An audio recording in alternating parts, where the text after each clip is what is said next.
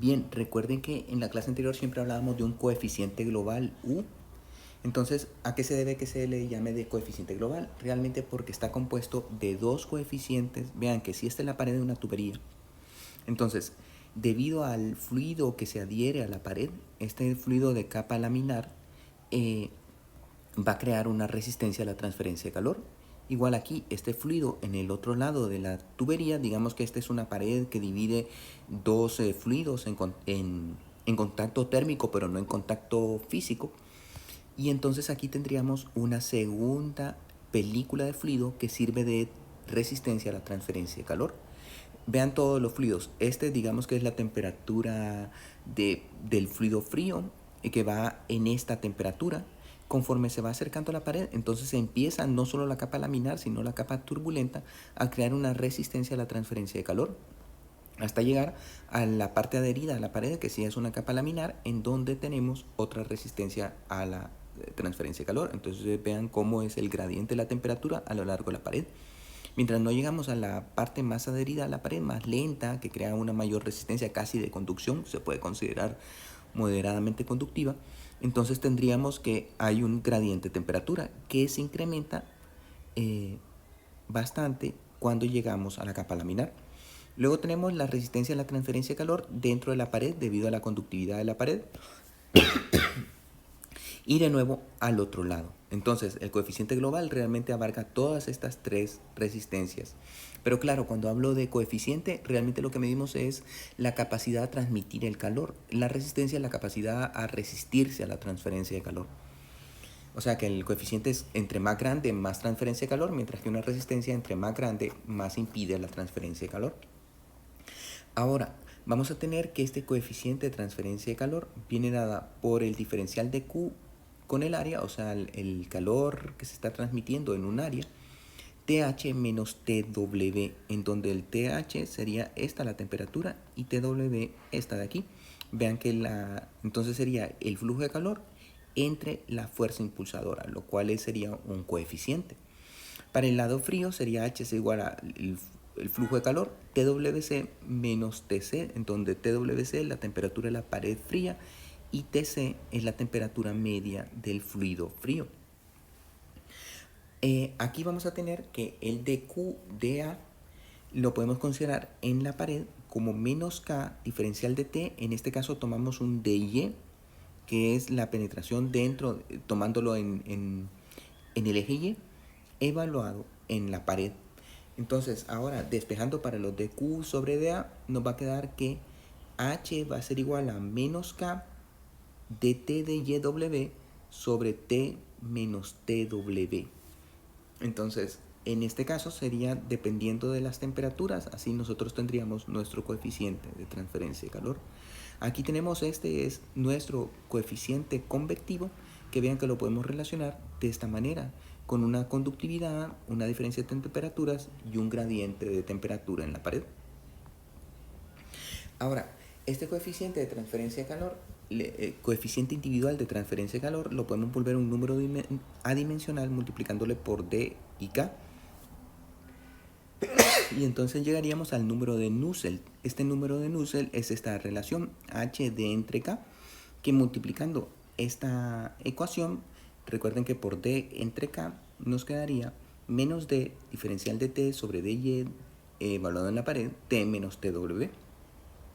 Por lo tanto, al analizar esta ecuación, nos queda que el número de Nusselt es la relación entre el gradiente en la pared, cómo cambia la temperatura en la pared, y el gradiente en la película, en toda la película de la transferencia de calor. O sea que sería una relación entre este gradiente y este gradiente de película. Ahora, nosotros vamos a tener también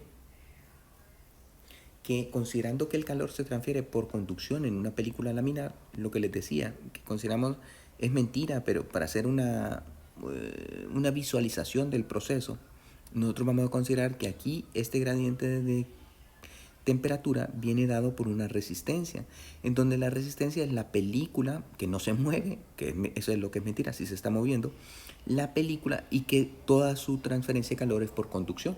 Entonces, si hacemos esa consideración válida para hacer la deducción que queremos hacer ahora, el dQ sobre dA, o sea, la transferencia de calor en el área, va a ser igual a KT menos TW sobre el grosor de la película.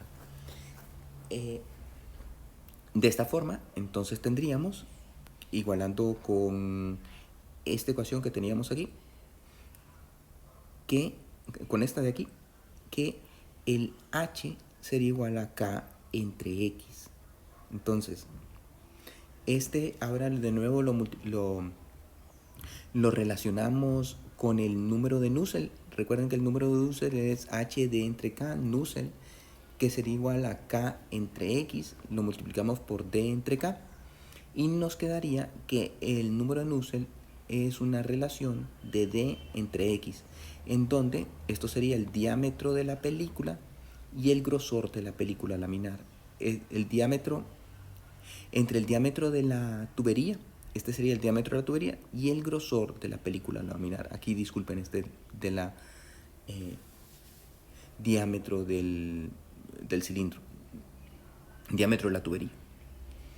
Ahora bien, recuerden que vamos a tener un coeficiente interno, que sería, si esta es la parte interna, entonces tendríamos que nuestro coeficiente va a ser dQ sobre D diferencial de área interna, a TH menos TW caliente, la temperatura en la pared caliente, y el coeficiente externo, que sería dQ sobre el diferencial de área externa, y aquí la diferencia entre la temperatura de la pared fría y la temperatura del fluido frío.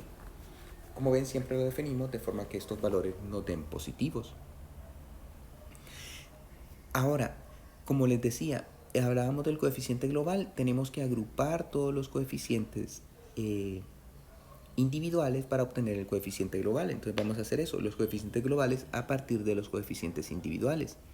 Vamos a tener que el dQ sobre diferencial de área logarítmica, esta es la transferencia de calor en la pared, va a ser igual a Km TW caliente, T de la pared caliente menos T de la pared fría sobre el XW, el grosor de la pared. Entonces aquí tendríamos, esta sería la transferencia por conducción. Ya teníamos los coeficientes de la parte convectiva.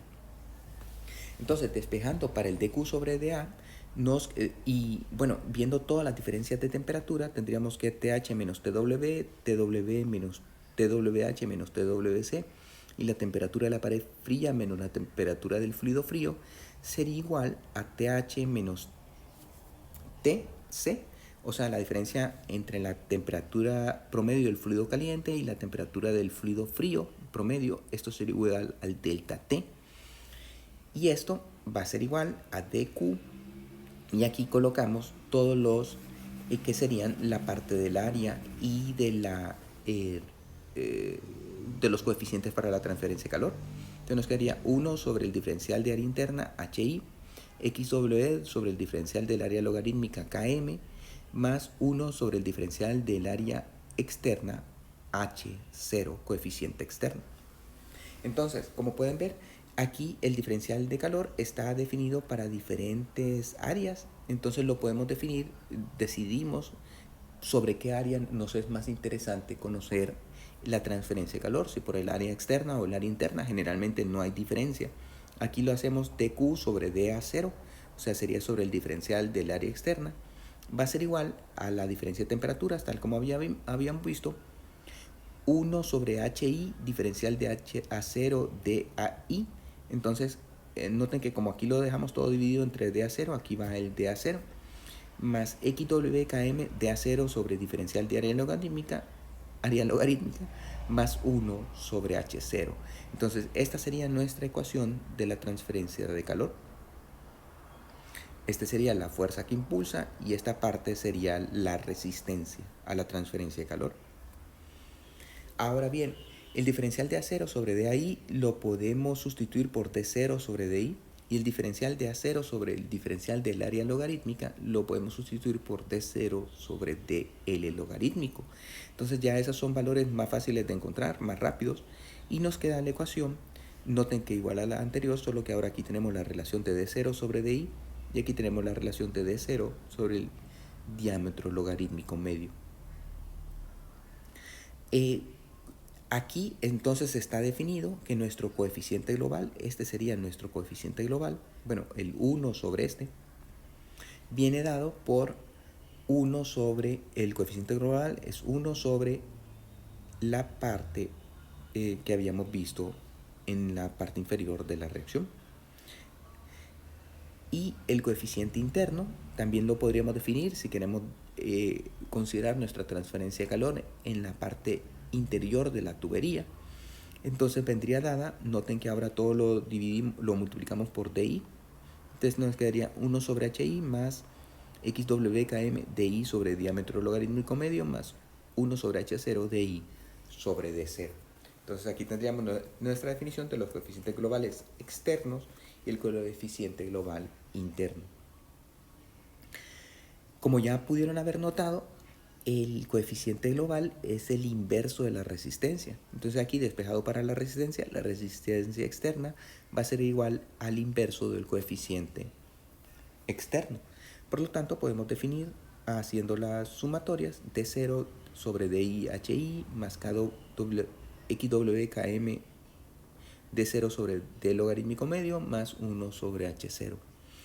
Y tenemos también esta que es muy valiosa, esta ecuación, que nos permite relacionar que el delta T sobre la resistencia, bueno, aquí sobre el inverso del coeficiente global, recuerden que el inverso de la resistencia, o sea que esta ecuación no es nueva, sino que la habíamos visto en la parte anterior para encontrar las películas de interfase entre los materiales.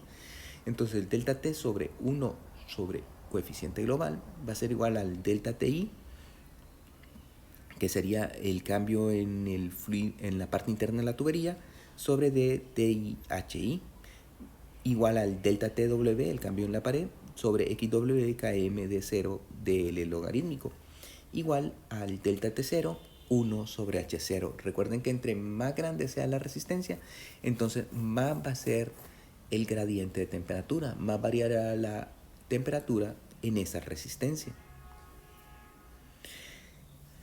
En las tuberías, nosotros al solo empezarlas a trabajar, vamos a tener que se forman costras. Entonces esas costras obviamente van a venir a ser un factor en la resistencia a la transferencia de calor.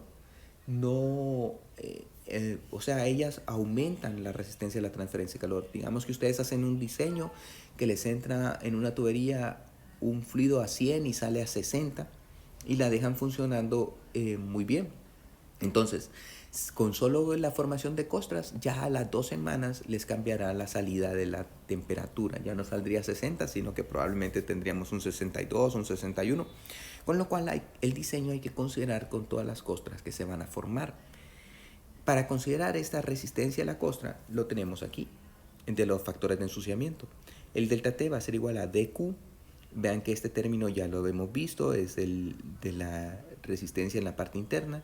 Este es de la resistencia en la pared, este es de la resistencia en la parte externa, y estos son los que son novedosos.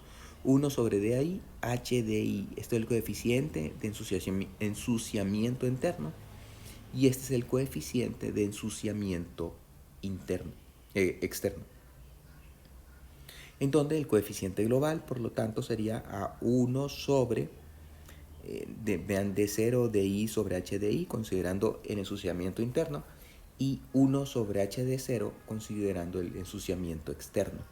Lo que sucede es que generalmente no se toman en cuenta el factor interno y el factor externo, sino que ambas resistencias se unen en ambos coeficientes, bueno, ambas resistencias en este caso, se unen en uno solo, tal como van a ver en algunos ejercicios que les voy a dejar para que resuelvan. Y el coeficiente interno, que entonces sería 1 sobre HDI, entonces, y todo multiplicado en este caso por el DI. Entonces, DI sobre DL, DI sobre D0H0, DI sobre D0HD0, el factor de ensuciamiento. En algunos casos hay un coeficiente que es el más importante. Digamos, el coeficiente aquí, 1 sobre H0, es muchísimo más pequeño que los restantes. Eso es lo que es muchísimo más... es muchísimo más grande, o sea que el coeficiente es pequeño, si este es muchísimo más grande que los restantes, entonces los restantes pueden ser despreciables y no es necesario hacer las correcciones de los diámetros, sino que siempre lo que van a sumar es generalmente muy poco.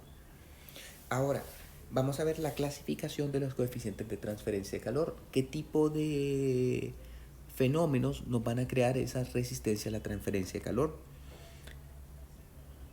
En el que hemos estado estudiando ahora es el flujo de calor hacia o desde fluidos en el interior de tubos sin cambio de fase. Entonces, vean que en la discusión que dimos, lo que teníamos era un líquido en la parte exterior y en la parte interior que no cambiaba de fase.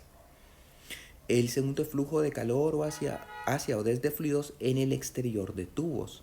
Entonces, en este caso únicamente lo tomamos en un tubo que está sumergido en un material sin cambio de fase. Vean que este es el tema, el 1 es el único tema de la primera unidad. Ya en los siguientes temas son de la segunda unidad. El flujo de calor a partir de fluidos condensables, o sea que estos son fluidos que están cambiando de fase, y flujo de calor a líquidos en ebullición. El 3 y el 4 son en cambio de fase y aquí en el exterior de tubos. Y también muy importante que conozcan el rango de los valores. Fíjense que la condensación de agua en gotas que deja la tubería prácticamente desnuda tiene valores de 30.000 a 100.000 watts por metro cuadrado. Eso les debe servir para que les enciendan las emergencias. Imagínense que les da un valor en donde este coeficiente de una condensación les aparece de 1000. Algún dato deben de haber colocado mal. Entonces tienen que revisarlo y algo por el estilo. Mientras que si les sale 40.000, es muy probable que esté bueno. El vapor de agua en condensación de películas es cuando la condensación llega a abarcar toda la tubería. Vean cómo disminuye a 6.000 a 20.000 watts por metro cuadrado grados Celsius. En la ebullición de agua, el coeficiente de transferencia de calor es de 1.700 a 50.000. Cuando lo que están condensando son vapores orgánicos, entonces el coeficiente 1.000 a 2.000, vean cómo disminuye ese coeficiente. En el agua para calentamiento o enfriamiento, dependiendo si tenemos el tipo de flujo que tengamos, va desde 300 hasta 20.000. En el aceite vamos de 50 a 150. Recuerden que su transferencia de calor es inferior a la del agua. En el vapor de agua sobrecalentado de 30 a 100. Y en el aire, que este sería cuando estamos haciendo una transferencia de calor en un gas, de 1 a 50. Entonces ahí tienen los valores típicos de los coeficientes de transferencia de calor. Con esto hemos concluido esta parte de los fenómenos de transferencia de calor en fluidos, introducción a los fenómenos de transferencia de calor en fluidos, y les voy a asignar los problemas. De nuevo, son todos los problemas, sin embargo yo voy a resolver uno. Ahora les digo el problema que voy a resolver. Bueno, les voy a indicar en el foro para que ustedes seleccionen los otros.